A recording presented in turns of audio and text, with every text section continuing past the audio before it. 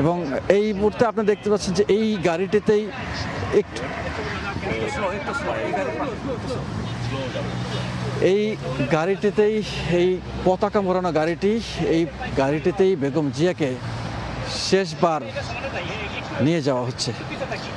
এবং বেগম জিয়ার এই এই গাড়িটি পতাকা মোড়ানো এবং এই পতাকায়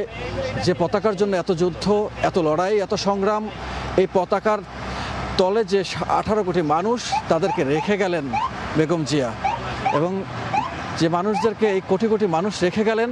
তিনি 18 কোটি মানুষকে রেখে গেলেন, 18 কোটি মানুষকে তিনি কাঁদিয়ে গেলেন। দলমত নির্বিশেষে তিনি শ্রদ্ধা ভরে চিরবিদায় নিচ্ছেন। আমরা ওই বিদায়ের মধ্য থেকে বেগম জিয়ার যে রাজনৈতিক ক্যারিয়ার, বেগম জিয়ার যে রাজনৈতিক প্রেক্ষাপট, বেগম জিয়ার জন্ম, বেগম জিয়ার বেড়ে ওঠা,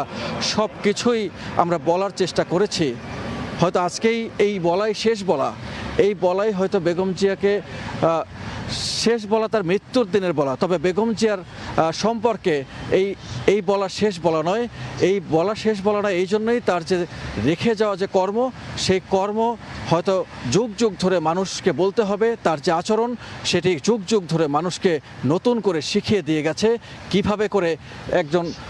মানুষকে অনেক বেশি ঘৃণা এবং তীক্ষ্ণ তীরে বিদ্ধ করার পরেও তাকে একদম নিশ্চুপভাবে প্রতিহিংসাপরায়ণ না হয়ে কিভাবে সহ্য করতে হয়, কিভাবে ধৈর্য ধরতে হয়, কিভাবে দৃঢ়চেতা হতে হয়, কিভাবে একজন গৃহবধূ থেকে একজন রাষ্ট্রনায়ক হওয়া যায়, কিভাবে রাষ্ট্রের ক্ষমতা নেওয়া যায়, কিভাবে মানুষের দুর্দশার কথা বলা যায়। একজন নারী যে শুধুমাত্র নারী নয়, তিনি যে শুধু গৃহবধূ নয়, তিনি যে